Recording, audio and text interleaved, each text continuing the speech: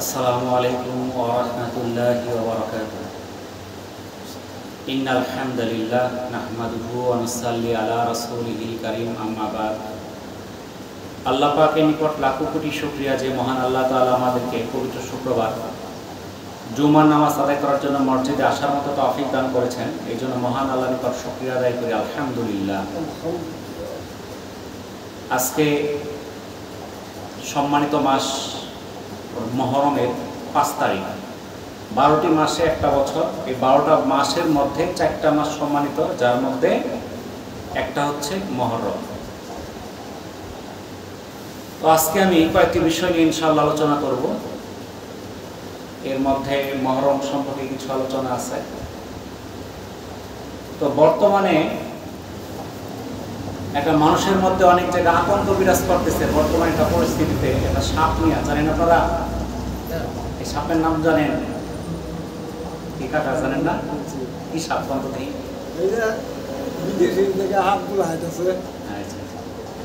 তো যাই হোক, আমাদের জেলায় এখনো পাওয়া যায় নাই।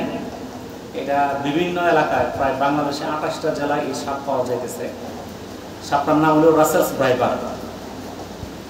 রাসেলস ভাইপার এই সাপ অত্যন্ত বিষাক্ত একটা সাপ।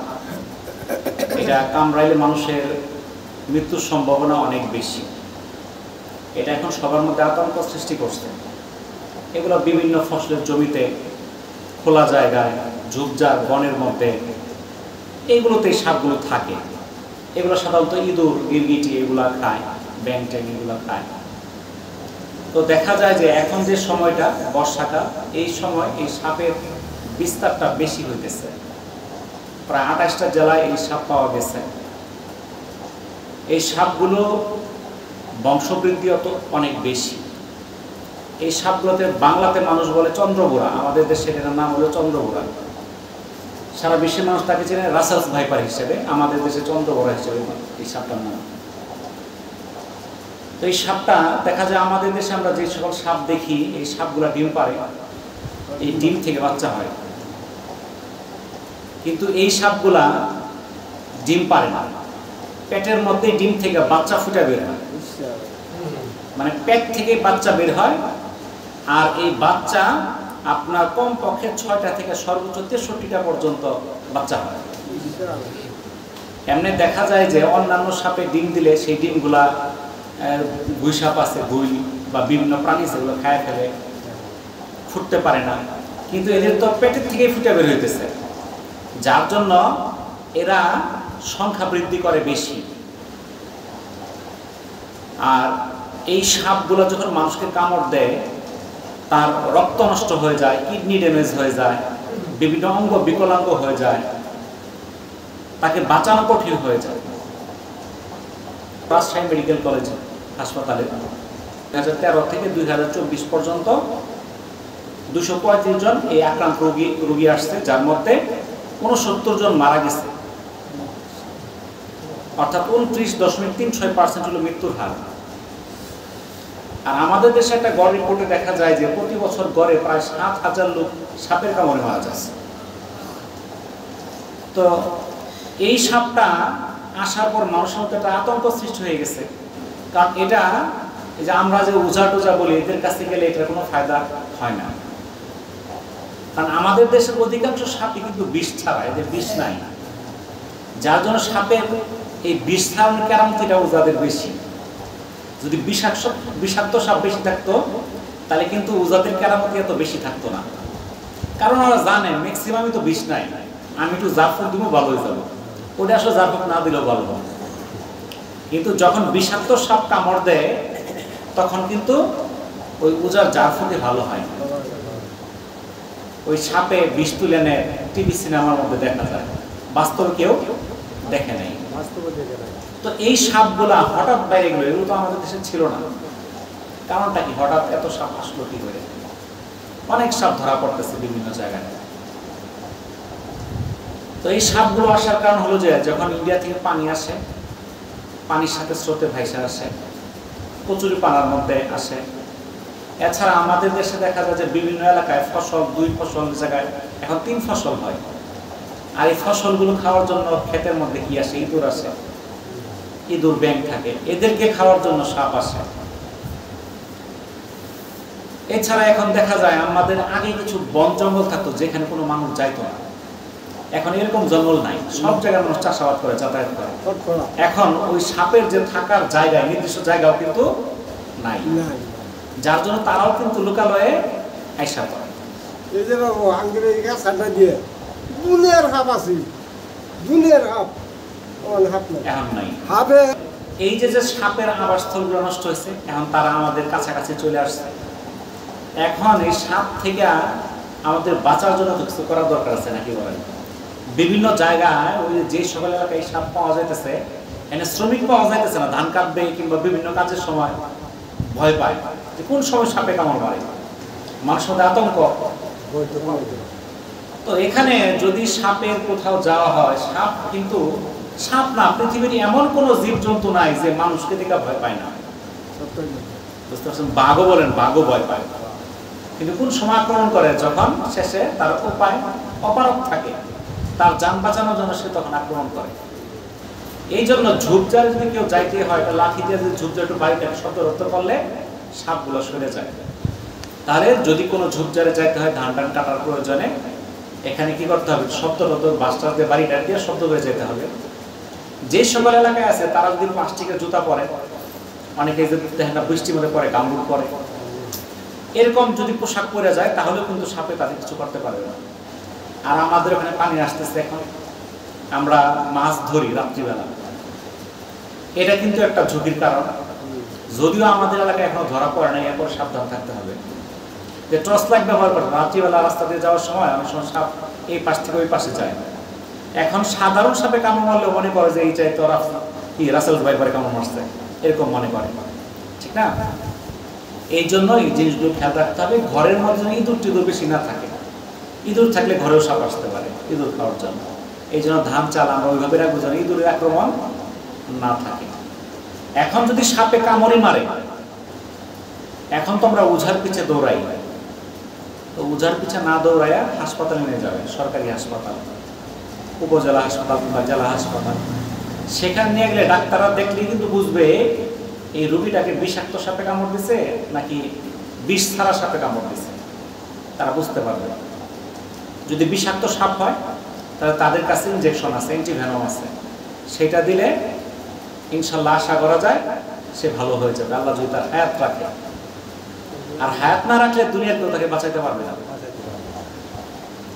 এখন সাপে কামড় দিলে আমরা যে কাজগুলো করি, বিশাল টাইট করে একটা বান দিয়ে দড়ি দিয়ে বান্ধা হয় না, অনেক ক্ষেত্রে দেখা যায় বানি রোগী মরে যায় এবং ওই অঙ্গটা নষ্ট হয়ে যেতে পারে, রক্ত চলাচল বন্ধ হয়ে যায়। আসলে বিশাল করে টাইট দিয়ে যে বান দেওয়া, এটা ভুল পদ্ধতি। এতে রোগী মরার সম্ভাবনা বেশি, বাঁচার সম্ভাবনা কম। তাহলে আমাদের সাপে যদি কখনো কামড় মারে, সেটা বিষাক্ত সাপ হোক, বিষাক্ত ছাড়া হোক, আমাদের মেইন কাজ কি? যে জায়গায় কামড় দেবে সেই অঙ্গটা নাড়াচাড়া করা যাবে না। যদি পায়ে কামড় দেয় হাঁটা যাবে না, আরেকজন আপনাকে উঠায় নিয়ে যাবে, ওই পা দিয়ে হাঁটবেন না। যদি হাতে কামড় দেয়, হাতটা গলাতে ঝুলায় রাখা যাবে, হাতটা নড়াচড়া না করে। যত নড়াচড়া হবে রক্তটা চলাচল তত বেশি হবে। তাহলে আমাদের মেন কাজ হলো কি? ওই অঙ্গটা নাড়াচাড়া না করা। এরপরে যত তাড়াতাড়ি সম্ভব আমাদের কোথায় যাওয়া? হাসপাতালে যাওয়া। যদি আমরা সেটা ওঝার কাছে যাই, অনেকে যে ব্লেড দিয়ে কাটে, আরো বিভিন্ন কাজ করে, এতে বিষ আরো দ্রুত ছড়ায়। বোঝা গেল? এই জন্য আমাদের হাসপাতালে যেতে হবে। ম্যাক্সিমাম সাপে আমাদের বিষ ছাড়া। বিষ ছাড়া সাপে কামড় দিলে দেখা যায় অনেকগুলো দাঁত থাকে। যদি চক্রাকারে অনেকগুলো দাঁত থাকে তাহলে সেটা বুঝবেন সেটা বিষ ছাড়া সাপ। বিষাক্ত সাপে কিন্তু দুইটা বিষ দাঁত ফোটাবে, দুইটা। তাহলে আমাদের ডাক্তারের পরামর্শ নিতে হবে, আমরা ওঝার কাছে যেন না যাই। আর আমরা কি করি? আমাদের আগে জঙ্গলে অনেক কিছু থাকতো, বেজি, গুইসা, বন বিড়াল, মেসো বিড়াল, ঈগল, সারস, এগুলো অনেক কিছু পাওয়া যেত। এখন কিন্তু এগুলো কমে গেছে, এগুলো মানুষ মেরে ফেলছে। ঘর বাড়ি, তাদের যে আশ্রয়স্থল, বন জঙ্গল, এগুলো কেটে ফেলছে, যার জন্য এদের থাকার জায়গা নাই। এগুলো কিন্তু সাপ খায়া কমায়। তো এখন আমাদের এলাকায় যেহেতু সাপ, এই সাপটা এই রাসেল ভাইপার এখনো বের হয়েছে না, আমাদের মধ্যে আতঙ্ক কম, আপনারা কম জানেন। কিন্তু যেই সকল এলাকায় এই সাপ বের হয়েছে তারা কিন্তু খুব আতঙ্কিত। একজন ঘোষণা দিচ্ছে এই সাপ ধরতে পারলে তাকে 50,000 টাকা পুরস্কার দেওয়া হবে। এখন তো বিভিন্ন জায়গা থেকে সাপ যাওয়া শুরু হয়েছে, আর সে কয়জন পরে আবার ঘোষণা দিচ্ছে না, পুরস্কার বন্ধ, দেওয়া যাবে না। তো এই যে সাপ নিয়ে যে আমরা আতঙ্কিত, এত আতঙ্কিত কি জন্য? 2-4টা লোককে মেরে ফেলছে, আর তো কিছু করছে না। কিন্তু এর চেয়েও বড় বড় সাপ যে আপনার আমার কবরে থাকতে পারে, এই চিন্তা কি আমাদের আছে? অন্তত দেখি সেই সাপের আতঙ্কে কিন্তু আমরা কেউ আতঙ্কিত না। আমরা দুনিয়ার একটা সামান্য রাসেল ভাইপার যারে 2 বারই মারলে 3 বারের সময় তার আর খোঁজ থাকে না, তাকে দেখে আমরা আতঙ্কিত। পত্র পত্রিকায় বিভিন্ন কিছু বের হয়ে গেছে। আবু সাঈদ রাদিয়াল্লাহু তাআলা আনহু থেকে বর্ণিত, রাসূলুল্লাহ সাল্লাল্লাহু আলাইহি সাল্লাম বলেন, পাপিষ্ঠদের জন্য তাদের কবরে 99টি সাপ নির্ধারণ করা হয়। এই সাপগুলো তাকে কিয়ামত পর্যন্ত কামড়াতে এবং দংশন করতে থাকবে।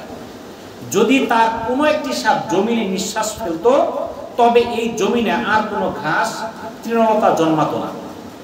এটা দারিমীর 2815 নম্বর হাদিস। তিরমিজিতে এই হাদিসটা আসছে, সেখানে সাপের সংখ্যা বলা হয়েছে 70টি। তিরমিজি 2384 নম্বর হাদিস। তাহলে হযরত আবু সাঈদ রাদিয়াল্লাহু তাআলা আনহু থেকে হাদিসটা, আল্লাহ রাসূল এই হাদিসে কি বললেন? পাপিষ্ঠদের জন্য তার কবরে 99টা অথবা 70টা সাপ থাকবে, তাকে কামড়াতে থাকবে। কোন পর্যন্ত? কিয়ামতের পূর্ব পর্যন্ত। সেই একটা সাপ যদি দুনিয়াতে একটা নিঃশ্বাস ফেলতো, সেই নিঃশ্বাসটা এত বিষাক্ত, এই পৃথিবীতে কোনো ঘাস লতা পাতা জন্মাতো না। বুঝতে পারছেন এরকম সাপটা? ওই সাপটা কবরে নিযুক্ত হয়ে যাবে। সেই ভয় কি আমাদের আছে? রাসূলুল্লাহ সাল্লাল্লাহু আলাইহি সাল্লাম বলেছেন, কবরের চাইতে ভীতিকর দৃশ্য আমি আর দেখিনি। রাসূল কি বলতেছেন? কবরের চেয়ে ভীতিকর দৃশ্য আমি আর দেখিনি। অর্থাৎ আল্লাহ রাসূলকে দুনিয়াতে থাকতেই আল্লাহ তাআলা জান্নাত দেখাইছেন, জাহান্নাম দেখাইছেন, কবরে কি অবস্থা দেখাইছেন, সবকিছু দেখাইছেন। কেন? উনি আমাদেরকে জানাবেন আর আমরা সেটা থেকে সতর্কিত হব। তাহলে আল্লাহ রাসূল কবরের চেয়ে ভয়ঙ্কর কোনো কিছু, ভয়াবহ কোনো দৃশ্য দেখেন নাই। এটা তিরমিজির 2308, ইবনে মাজার 4267 নম্বর হাদিস। নবী করিম সাল্লাল্লাহু আলাইহি সাল্লাম ইরশাদ করেন, কবর পরকালের প্রথম ঘাঁটি। কেউ যদি এখান থেকে মুক্তি পায়, তাহলে পরবর্তী ঘাঁটিগুলো তার জন্য সহজ হয়ে যাবে। আর যদি কেউ কবর থেকে মুক্তি না পায়, তাহলে তার পরবর্তী ঘাঁটিগুলো আরো কঠিন হয়ে যাবে। এটা তিরমিজির 2308 নম্বর হাদিস। হযরত উসমান রাদিয়াল্লাহু তাআলা আনহু যখন কবরে পাশ দিয়ে যেতেন, তখন কান্নায় তার দাড়ি এবং বুক ভেসে যেত। লোকেরা জিজ্ঞাসা করত, আপনি জান্নাত ও জাহান্নামের বর্ণনা শুনেও এত বেশি কান্নাকাটি করেন না, কিন্তু কবরের পাশ দিয়ে গেলে এত কান্নাকাটি করেন কেন? হযরত উসমান রাদিয়াল্লাহু তাআলা আনহু বলেন, আমি রাসূলুল্লাহ সাল্লাল্লাহু আলাইহি সাল্লামের নিকট শুনেছি, কবর আখিরাতের প্রথম ঘাঁটি। যে ব্যক্তি এখানে নাজাত পেয়ে গেল, তার জন্য সমস্ত মঞ্জিল আসান বা সহজ হয়ে যায়। আর যে ব্যক্তি এখানে মুক্তি পাবে না, তার জন্য হাসর নসর আরো ভয়ানক হয়ে যায়। নবী করিম সাল্লাল্লাহু আলাইহি সাল্লামের মতে কবর হবে জান্নাতের বাগান অথবা জাহান্নামের গর্ত। জামি তিরমিজির 2460 নম্বর হাদিস। তাহলে হযরত উসমান রাদিয়াল্লাহু তাআলা আনহু যখন কবরের পাশ দিয়ে যাইতেন, এতই কান্নাকাটি করতেন, দাড়ি ভিজে বুক ভিজে যেত। আর আজকে আমরা কবরের পাশ দিয়ে গেলে আমাদের মনের মধ্যে কোনো ভয়ের সঞ্চার হয় না। কয়েকদিন আগে খবরে দেখলাম, ঢাকাতে কোনো কবরস্থানে ছেলে মেয়েরা বেড়াইতে যায়, পার্কে যায় না, ওই পার্কের মতো করে কবরে বেড়াইতে যায়। সেখানে মানুষ যায় না, নিরিবিলি ছেলে মেয়েরা বসে থাকে, সন্ধ্যার পরেও থাকে। আবার কোনো কবরস্থানে ইয়াবা ফেন্সিডিলের আসরও বসে, এরকমও খবরে দেখলাম। যেখানে আল্লাহ রাসূলের সাহাবী হযরত উসমান রাদিয়াল্লাহু তাআলা আনহু এই কবরের কাছ থেকে চোখ থেকে পানি বের হতো, দাড়ি মুবারক ভিজে যেত, আর আমরা সেখানে কি কেউ আনন্দ করতে চাই? তাহলে আমাদের মধ্যে ইমানের অস্তিত্ব কতটুকু আছে বলেন তো দেখি। আমরা তো নামধারী মুসলমান হয়েছি, কবর দেখলে আমাদের চোখ থেকে পানি আসে না, মনের স্বাভাবিক, মানুষ তো মরবেই। আমরা জানাজায় গেলে নিজের মানুষ বয়স হয়েছে মারা যাবেই, বয়স ছাড়াও তো মানুষ মারা যাইতেছে, 15, 20, 30 বছর বয়সে মানুষ মারা যাইতেছে না। তাহলে এই চিন্তা কিন্তু আমরা কেউ করতেছি না, আমাকে সেই কবরে যেতে হবে। সেই কবরে যদি সেই রাসেল ভেপারের চেয়েও বড় কোনো কঠিন সাপ থাকে, আমার কি উপায় হয়? বারা বিন আযিব রাদিয়াল্লাহু তাআলা আনহু থেকে একটি হাদিস, এই হাদিসে রাসূলুল্লাহ সাল্লাল্লাহু আলাইহি সাল্লাম বলেন, যখন একটা মানুষ মারা যায় তখন ওই মানুষকে দাফন করার পর মানুষ চলে যায়, কবরে তখন ফেরেশতাদ্বয় আসেন, আয়েশা সেই মুর্দাকে বসান, তারপর সেই মুর্দাকে জিজ্ঞাসা করে, তোমার রব কে? আমার রব্বুকা, তোমার রব কে?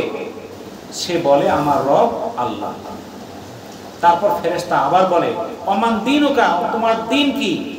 সে বলে, আমার দিন ইসলাম। ফেরেশতা আবার বলে, অমান হাজার রাসূল, তোমার নবী কে? সে বলে, ইনি আল্লাহর রাসূল। তারা বলবেন, কিভাবে তুমি এটা জানলে? ওই মুর্দা বলে, আমি আল্লাহর কিতাব পড়েছি এবং তার উপর বিশ্বাস স্থাপন করেছি এবং তাকে সত্য বলে জেনেছি। অতঃপর আকাশ থেকে একজন ঘোষক ঘোষণা দেয়, আমার বান্দা সত্য কথা বলেছে। তাহলে আকাশ থেকে একজন ঘোষক কি করে? ঘোষণা দেয় যে আমার বান্দা সত্য কথা বলেছে, সুতরাং তার জন্য জান্নাতের বিছানা বিছিয়ে দাও, তাকে জান্নাতের পোশাক পরিয়ে দাও এবং তার দিকে জান্নাতে একটি দরজা খুলে দাও। অতঃপর সেটি খুলে দেওয়া হবে, ফলে তার দিকে জান্নাতের সুবাতাস এবং সুগন্ধি আসতে থাকবে, আর ওই দরজাটি তার দৃষ্টিসীমা পর্যন্ত প্রসারিত হবে। এটা সুনানে আবু দাউদের 4753 নম্বর হাদিস। তাহলে কবরে যাওয়ার পর মুনকার নকির যখন প্রশ্ন করবে, সেই সওয়াল জবাব যদি আমরা সঠিকভাবে দিতে পারি তাহলে আমাদের জন্য সুসংবাদ, আর যদি সওয়াল জবাব সঠিকভাবে না দেওয়া যায় তাহলে কিন্তু দুঃসংবাদ আছে। দুঃসংবাদটা তো জানার দরকার, তাই না? আবু হুরায়রা রাদিয়াল্লাহু তাআলা আনহু থেকে বর্ণিত, তিনি বলেন, যখন কোনো মন্দ লোককে দাফন করা হয় আর সেই মন্দ লোককে যখন মুনকার নকির কি করে, তাকে সওয়াল জবাবের জন্য উঠায় বসায়, বসানোর পর সে কি হয়ে যায়? ভীত, সন্ত্রস্ত এবং দ্বিধাগ্রস্ত হয়ে যায়। ওই মুর্দাটা যে গুনাহগার, সে কি হবে? ভীত সন্ত্রস্ত হয়ে যাবে, দ্বিধাগ্রস্ত অবস্থায় হবে। তখন ফেরেশতাগণ তাকে জিজ্ঞাসা করা হবে, তুমি কোন দিনের উপর ছিলে? সে বলবে, আমি জানি না, লা আদরি, লা আদরি, আমি কিছুই জানি না। বলা হবে এই ব্যক্তিকে, সে বলবে, লোকদের যা বলতে শুনেছি তাই বলতাম। অতঃপর তাকে জান্নাতের দরজা খুলে দেওয়া হবে, তখন সে তার সুখ সংবাদ দেখতে থাকবে। বলা হবে, তুমি দেখো যা তোমার থেকে আল্লাহ ফিরিয়ে নিয়েছেন। অতঃপর তাকে জাহান্নামের দিকের দরজা খুলে দেওয়া হবে, সে তখনকার আগুনের ফুলকি সমূহ দেখবে, যেখানে একে অপরকে দলিত মথিত করছে। তখন তাকে বলা হবে, এটাই তোমার ঠিকানা, যে বিষয়ে তুমি সন্দেহের উপর ছিলে এবং সন্দেহের উপরেই মরেছ, আর এই সন্দেহের উপরেই আল্লাহ চাইলে তোমাকে পুনরুত্থিত করবে। এটা সুনান ইবনে মাজাহ 4268 নম্বর হাদিস। তাহলে যে ব্যক্তি নেককার, ইমানদার, তার কবরে যখন ফেরেশতারা আয়েশা সওয়াল জবাব করবে, সে যখন উত্তরগুলো সুন্দরভাবে দিয়ে দিবে, তখন তার জন্য কি হয়ে যাবে? তার বিছানাটা একটা জান্নাতের বিছানা বিছাই দিবে, তার শোয়ার জায়গায়। আমরা রেখে আসলাম কি মাটির মধ্যে, কোনো বালিশও দেওয়া হয় নাই, কিন্তু তার জন্য জান্নাতের বিছানা দিয়ে দেওয়া হবে, তার দিকে জান্নাতের দরজা খুলে দেওয়া হবে, জান্নাতের সুগন্ধি সুবাতাস তার মধ্যে আসতে থাকবে।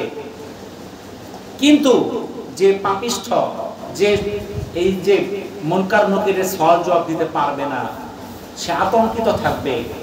তাকেও জান্নাতের দরজা খুলে দেখানো হবে জান্নাতকে, বলা হবে এই যে ঠিকানা, এটা তোমার জন্য না, তোমার জন্য জাহান্নাম নামের ঠিকানা। অর্থাৎ দেখানোর কারণে তার আফসোসটা আরো বেড়ে যাবে। তার জান্নাতের দরজাটা বন্ধ করে দেওয়া হবে, জাহান্নামের দরজা খুলে দেওয়া হবে, সেখান থেকে আগুনের স্ফুলিঙ্গ তার কবরে প্রবেশ শুরু হয়ে যাবে, একে অপরকে দলিত মথিত করবে। তার দেখেন, বারা বিন আযিব রাদিয়াল্লাহু তাআলা আনহু থেকে বর্ণিত, তিনি বলেছেন তিনটি প্রশ্নই বলবে হায় হায় আমি জানি না। যারা পাপিষ্ঠ, আল্লাহর হুকুম আহকামগুলো সঠিকভাবে মানে না, তারা কবরের মধ্যে কি বলবে? হায় হায় আমি কিছুই জানি না। তখন আকাশ থেকে একজন ঘোষক ঘোষণা দিয়ে বলবে সে মিথ্যা বলেছে, অতএব তার জন্য জাহান্নামের বিছানা বিছিয়ে দাও, জাহান্নামের পোশাক পরিয়ে দাও এবং তার জন্য জাহান্নামের দিকে একটা দরজা খুলে দাও।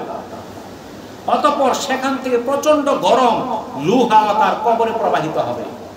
রাসূলুল্লাহ সাল্লাল্লাহু আলাইহি সাল্লাম বলেন, অতঃপর তার কবরকে তার উপর এমন ভাবে সংকীর্ণ করা হবে যে প্রচন্ড চাপে তার একদিকের পাঁজর অন্যদিকে প্রবেশ করবে। অতঃপর তার জন্য একজন অন্ধ ও বধির ফেরেশতাকে লোহার বড় হাতুড়ি সহ নিযুক্ত করা হবে। যদি ওই হাতুড়ি পাহাড়ের উপর মারা হতো তাহলে তা মাটি হয়ে যেত। অতঃপর সে তাকে মারতে থাকবে। এই সময় তার বিকট চিৎকার জিন এবং ইনসান ছাড়া পূর্ব পশ্চিমের সকল সৃষ্টি জগৎ শুনতে পাবে। অতঃপর সে মাটি হয়ে যাবে, আবার বেঁচে উঠবে, এভাবে চলতেই থাকবে। এটা সুনানে আবু দাউদের 4553 নম্বর হাদিস এবং সহিহ বুখারীর 1374 নম্বর হাদিস। তাহলে যে ব্যক্তি দুনিয়াতে নেক কাজ করে যাবে না, ঈমান নিয়ে যাবে না, তার কত ভয়াবহ অবস্থা চিন্তা করে দেখছেন? আমরা যে দুনিয়ার সাপের আতঙ্কে আছি, কবরের সাপের আতঙ্কে নাই।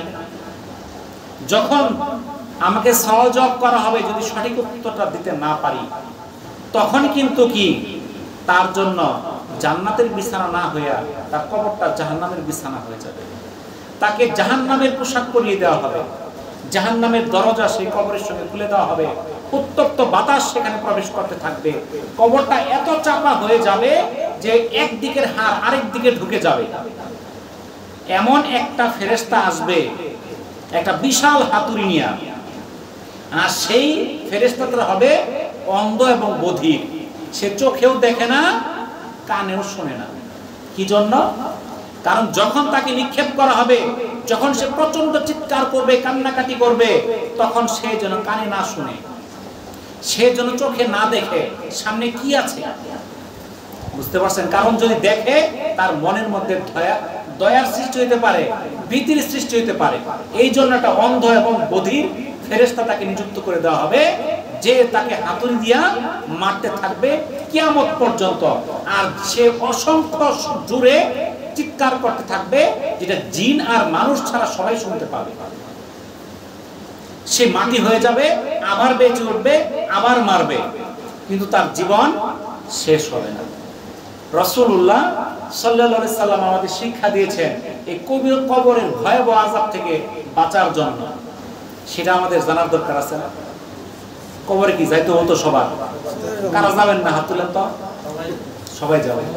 তাহলে সবার যদি যাইতে হয়, তাহলে কবর থেকে বাঁচার কিছু পদ্ধতি আল্লাহর রাসূল আমাদের শিখাই দিয়েছেন, সেটা আমাদের মানতে হবে। রাসূলুল্লাহ সাল্লাল্লাহু আলাইহি সাল্লাম বলেন, প্রতিদিন এশার নামাজের পর রাতে ঘুমানোর আগে যারা সূরা মুলক তেলাওয়াত করবে, তার মৃত্যুর পর কবরের আযাব মাফ করে দেওয়া হবে। এটা তিরমিজির 2890 নম্বর হাদিস। যে এশার নামাজের পর কি পাঠ করবে? সূরা মুলক, তাবারাকাল্লাযী বিয়াদিহিল মুলক, এই সূরাটা যদি পড়ে মাত্র 30টা আয়াত, তার কবরের আযাব মাফ হয়ে যাবে। রাসূলুল্লাহ সাল্লাল্লাহু আলাইহি সাল্লাম কোন রাতে এই সূরা মুলক না পড়ে ঘুমাতেন না। আল্লাহ রাসূলের সূরাটা পড়া আল্লাহ রাসূলের কি কবরে আযাবের কোনো সম্ভাবনা আছে? কোনো সম্ভাবনা নাই। এটা আমরাও জানি, আল্লাহ রাসূলও জানতেন, এরপরেও সূরা মুলক পাঠ করতেন। আর আমরা তো দুনিয়ার মধ্যে ভালো মন্দ এমন কোনো বাদ নাই যে করার বাকি আছে। এরপরে আমাদের মধ্যে ভয়ের সৃষ্টি হয় না যে কবরের মধ্যে আমার আযাব আছে। আল্লাহর রাসূল নিশ্চিত ওনার কবরে কখনোই আযাবের সম্ভাবনা নাই, এরপরে উনি কবরে আযাব থেকে বাঁচার জন্য সূরা মুলক পাঠ করতে। আর আমরা জানি আমাদের কবরে আযাবের সম্ভাবনাই বেশি, এরপর আমরা পাঠ করি না। আব্দুল্লাহ বিন মাসউদ রাদিয়াল্লাহু তাআলা আনহু থেকে বর্ণিত, তিনি বলেন, কবরস্থিত ব্যক্তির কাছে পায়ের দিক থেকে ফেরেশতা শাস্তির জন্য আসে। তখন তার পদোদয় বলে, আমার দিক থেকে আসার রাস্তা নেই, কেননা সে প্রতিদিন সূরা মুলক পাঠ করত। তখন তার সিনা অথবা পেট বরাবর সেই আযাবের ফেরেশতা আসতে চায়। তখন সিনা অথবা পেট বলে, আমার দিকে আসার কোনো রাস্তা নেই, কেননা আমার মধ্যে সূরা মুলক সে ভালোভাবে ধারণ করেছিল। অতঃপর তার মাথার দিক থেকে আসার চেষ্টা করবে, মাথা বলবে, এদিক দিয়ে আসারও রাস্তা নেই, কেননা সে আমার দ্বারা সূরা মুলক পাঠ করত। সূরা মুলক হচ্ছে বাধাদানকারী, কবরে আযাব থেকে সে বাধা দিবে। তাওরাতেও এই সূরা মুলক ছিল, পবিত্র কোরআনেও সূরা মুলক আছে। এর আগে যে একটা আসমানি কিতাব ছিল তাওরাত, সেটার মধ্যে সূরা মুলক ছিল। যে ব্যক্তি তা রাতে পাঠ করে সে অধিক এবং পবিত্র উৎকৃষ্ট আমল করে। এটা নাসাইর একটা হাদিস। হযরত বারা বিন আযিব রাদিয়াল্লাহু তাআলা আনহু থেকে বর্ণিত, তিনি বলেন, আমরা রাসূলুল্লাহ সাল্লাল্লাহু আলাইহি সাল্লামের সঙ্গে জনৈক আনসারী সাহাবীকে শরীক হওয়ার জন্য বের হলাম। তখনও কবরের খনন কাজ শেষ হয়নি। রাসূলুল্লাহ সাল্লাল্লাহু আলাইহি সাল্লাম কিবলামুখী হয়ে বসে পড়লেন। আমরাও তার চারপাশে বসে গেলাম। তার হাতে ছিল একটি কাঠি, তা দিয়ে তিনি মাটিতে খোঁচাতে থাকলেন এবং একবার আকাশের দিকে তাকাচ্ছিলেন আর একবার জমিনের দিকে তাকাচ্ছিলেন। তিনবার তিনি দৃষ্টি উঁচু নিচু করলেন। অতঃপর বললেন, তোমরা আল্লাহর কাছে কবরের আযাব থেকে আশ্রয় চাও। কথাটি তিনি দুইবার কিংবা তিনবার বললেন। তারপর তিনি এই দোয়াটি বললেন, আল্লাহুম্মা ইন্নী আউযু বিকা মিন আযাবিল কবর। হে আল্লাহ, আমি আপনার কাছে কবরে আযাব থেকে আশ্রয় চাই। এটা সহিহ বুখারী 1377 নম্বর হাদিস। আমরা নিশ্চিত জানি, আল্লাহ রাসূল জানতেন তার কবরে কোনো আযাব হবে না। এরপরও কি করতেন? আল্লাহুম্মা ইন্নী আউযু বিকা মিন আযাবিল কবর, কবরে আযাব থেকে মুক্তি চাইতেন। আর আমরা এটা পড়ি না। আম্মা জান আয়েশা রাদিয়াল্লাহু তাআলা আনহা থেকে বর্ণিত, রাসূলুল্লাহ সাল্লাল্লাহু আলাইহি সাল্লাম বলেন, যেই দোয়াটা বেশি বেশি পাঠ করতেন সেটা হলো, আল্লাহুম্মা ইন্নী আউযু বিকা মিন আযাবিল কবর ওয়া আউযু বিকা মিন ফিতনাতিল মাসিহিদ দাজ্জাল ওয়া আউযু বিকা মিন ফিতনাতিল মাহইয়া ওয়া ফিতনাতিল মামাত। আল্লাহুম্মা ইন্নী আউযু বিকা মিনাল মাসামি ওয়াল মাগরাম। অর্থ, কবরে আযাব থেকে, মাসিহে দাজ্জালের ফিতনা থেকে এবং জীবন মৃত্যুর ফিতনা থেকে হে আল্লাহ আপনার নিকট আশ্রয় প্রার্থনা করছি। হে আল্লাহ, গুনাহ এবং ঋণগ্রস্ততা থেকে আপনার থেকে আশ্রয় চাই। এটা সহিহ বুখারীর 794 নম্বর হাদিস। হযরত মুনাইজ রাদিয়াল্লাহু তাআলা আনহু থেকে বর্ণিত, রাসূলুল্লাহ সাল্লাল্লাহু আলাইহি সাল্লাম বলেন, যে ব্যক্তি সকালে এই বাক্য বলে, রাদিতু বিল্লাহি রাব্বা ওয়া বিল ইসলামি দীনা ওয়া বি মুহাম্মাদিন নাবিয়্যা সাল্লাল্লাহু আলাইহি ওয়াসাল্লাম, যার অর্থ আল্লাহকে প্রভু হিসেবে, ইসলামকে দ্বীন হিসেবে এবং মুহাম্মদ সাল্লাল্লাহু আলাইহি সাল্লামকে নবী হিসেবে গ্রহণ করতে পেরে আমি সন্তুষ্ট এবং খুশি। এই ঘোষণাকারীর জন্য আমি দায়িত্ব গ্রহণ করছি যে তার হাত ধরে তাকে আমি জান্নাতে প্রবেশ করাবো। তাহলে কি দোয়াটা কি কঠিন? আমরা সকাল সন্ধ্যায় দোয়াটা পাঠ করব, রাদিতু বিল্লাহি রাব্বা ওয়া বিল ইসলামি দীনা ওয়া বি মুহাম্মাদিন নাবিয়্যা ওয়া রাসূলা সাল্লাল্লাহু আলাইহি ওয়াসাল্লাম। এই দোয়াটা আমরা পাঠ করব। তো আজকে পবিত্র মুহররম মাসের 5 তারিখ, সামনে একটা গুরুত্বপূর্ণ দিন আছে, আশুরা। এই গুরুত্বপূর্ণ দিনের কিছু গুরুত্বপূর্ণ আমল আছে। হযরত আবু হুরায়রা রাদিয়াল্লাহু তাআলা আনহু থেকে বর্ণিত, রাসূলুল্লাহ সাল্লাল্লাহু আলাইহি সাল্লাম বলেন, রমজান মাসের পর সর্বোত্তম রোজা হচ্ছে মুহররমের আশুরা রোজা। এটা সুনানে কুবরা 8210 নম্বর হাদিস। রমজান মাসের পরে সবচেয়ে যে দামি রোজাটা, সেটা কোন রোজা? এই আশুরা রোজা। আবু কাতাদা রাদিয়াল্লাহু তাআলা আনহু থেকে বর্ণিত, রাসূলুল্লাহ সাল্লাল্লাহু আলাইহি সাল্লামকে আশুরা রোজার ফজিলত সম্পর্কে জিজ্ঞাসা করা হলে তিনি বলেন, এই রোজা বিগত বছরের গুনাহ কাফারা বা বিগত বছরের গুনাহকে মুছে দেয়। এটা সহিহ মুসলিমের 1162 নম্বর হাদিস। ইবনে আব্বাস রাদিয়াল্লাহু তাআলা আনহু থেকে বর্ণিত, রাসূলুল্লাহ সাল্লাল্লাহু আলাইহি সাল্লাম যখন আশুরার দিনে রোজা রাখেন এবং অন্যদেরও রোজা রাখার নির্দেশ প্রদান করেন, তখন সাহাবীরা অবাক হয়ে জিজ্ঞাসা করলো, হে আল্লাহর রাসূল, ইহুদিরাও তো এই দিন রোজা রাখে, আমরা যদি সেই দিনে রোজা রাখি তাদের সঙ্গে সামঞ্জস্য হয়ে যায়। তাদের প্রশ্নের জবাবে রাসূলুল্লাহ সাল্লাল্লাহু আলাইহি সাল্লাম বলেন, যেহেতু তারা এই দিন রোজা রাখে, আগত বছরে এই 10 তারিখের সাথে 9 তারিখ মিলিয়ে 2টি রোজা পালন করব ইনশাআল্লাহ। এটা সহিহ মুসলিমের 1134 নম্বর হাদিস। এই দিনটিতে ইহুদিরাও রোজা রাখে। 10ই মুহররম আশুরার দিনে ইহুদিরা রোজা রাখে। কেন? সেই দিন হযরত মুসা আলাইহিস সালাম ওই ফেরাউনের অত্যাচার থেকে মুক্তি পাইছেন। ফেরাউন নীল নদে ডুবে মারা গেছিল এই 10ই মুহররম। শুকরিয়া আদায় স্বরূপ ওই ইহুদিরা সেই দিন রোজা রাখে। আর আল্লাহ রাসূল এই কথা শোনার পর বলছিলেন যে হযরত মুসা আলাইহিস সালামের অনুকরণে তাদের চেয়ে আমরা বেশি অগ্রগামী, অতএব আমরাও এই দিন রোজা রাখব। তবে ওরা যেহেতু একটা রোজা রাখে তার পরিবর্তে আমরা 2টা রোজা রাখব। আল্লাহ রাসূল বলছিলেন আমি যদি আগামী বছর জীবিত থাকি তাহলে 9 তারিখে রোজা রাখব। তাহলে আমাদের শুধু আশুরার দিন রোজা রাখতে চলবে না, 2 দিন থাকতে হবে, হয়তো আগের দিন অথবা পরের দিন। তাহলে রাসূলুল্লাহ সাল্লাল্লাহু আলাইহি ওয়াসাল্লাম আরেকটা হাদিসে বর্ণনা করেন তোমরা আশুরার দিনে রোজা রাখো, তবে এই ক্ষেত্রে ইহুদিদের সঙ্গে মিল না হওয়ার জন্য 10 তারিখের আগের দিন বা পরের দিন আরো একটি রোজা রাখো। এটা মুসনাদে আহমদের 2154 নম্বর হাদিস। তাহলে আমরা এই যে মুহররমের 2টা রোজা এটা কি বারে রাখবো আমরা সেই বারটা তো জানার দরকার, তাই না? এই মুহররমটা চাঁদ যেহেতু উঠে গেছে সেটা নির্দিষ্ট হয়ে গেছে, 10ই মুহররম হচ্ছে বুধবার। তাহলে আমাদের রোজা রাখতে হবে মঙ্গল বুধ অথবা বুধ বৃহস্পতি। তো আমরা খেয়াল রাখবো মঙ্গল বুধের জন্য, কারণ যদি মঙ্গলবারে আমি রোজাটা না রাখতে পারি আমি বৃহস্পতিবার রাখতে পারবো। তাহলে আমাদের টার্গেট থাকবে এই যে মঙ্গল আর বুধ, আজকে হলো শুক্র, শনি রবি সোম 3 দিন বাকি আছে। আমরা সোমবারের রাত্রে আমরা সেহরি খাবো।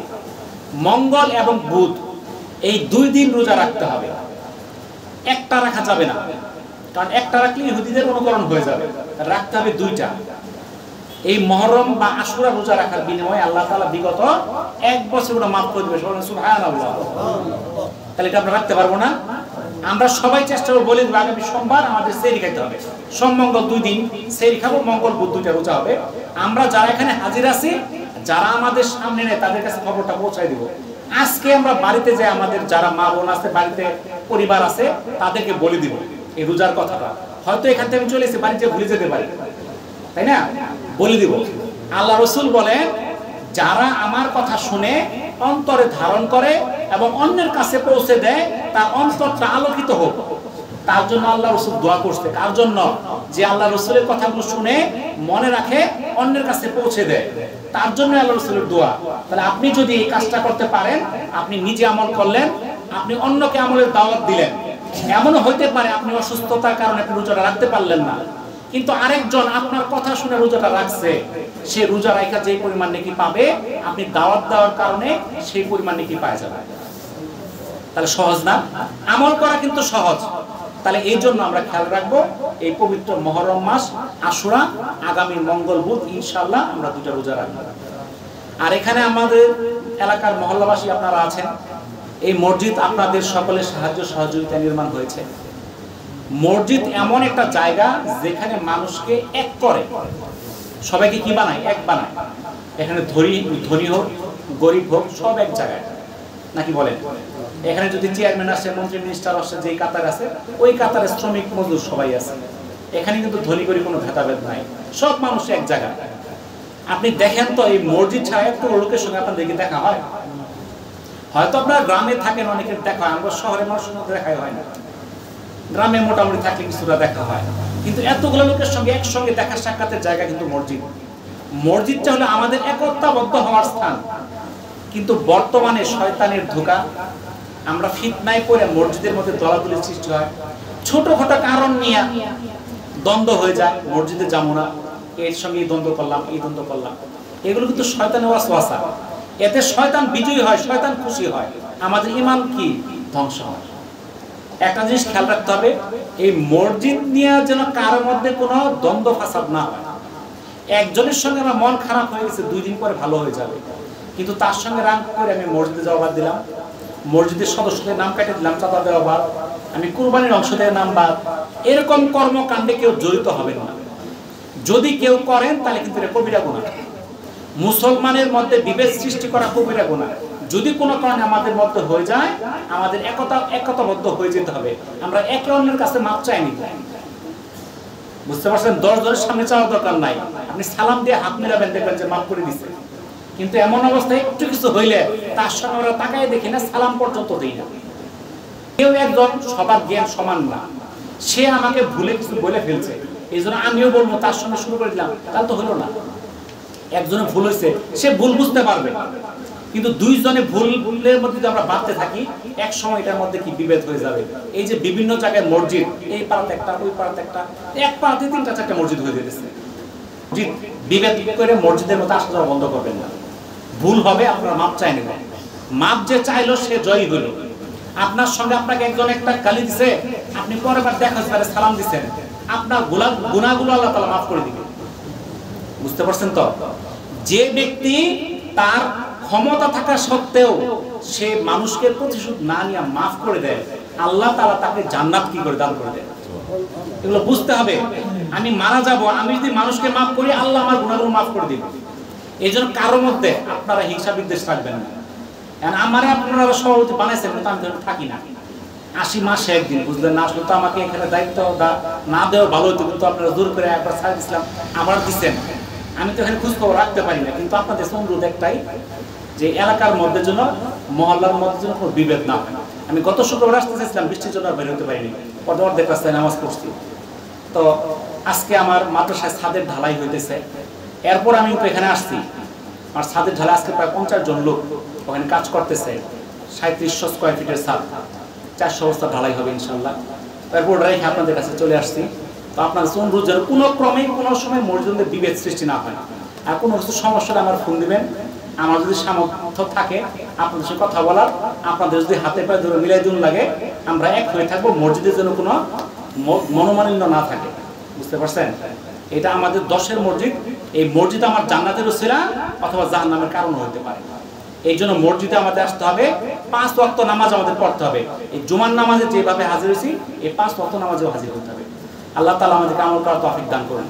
আমরা যে আলোচনাগুলো শুনলাম, আল্লাহ তাআলা আমাদেরকে সকলকে আমল করার তৌফিক দান করুন। আমিন।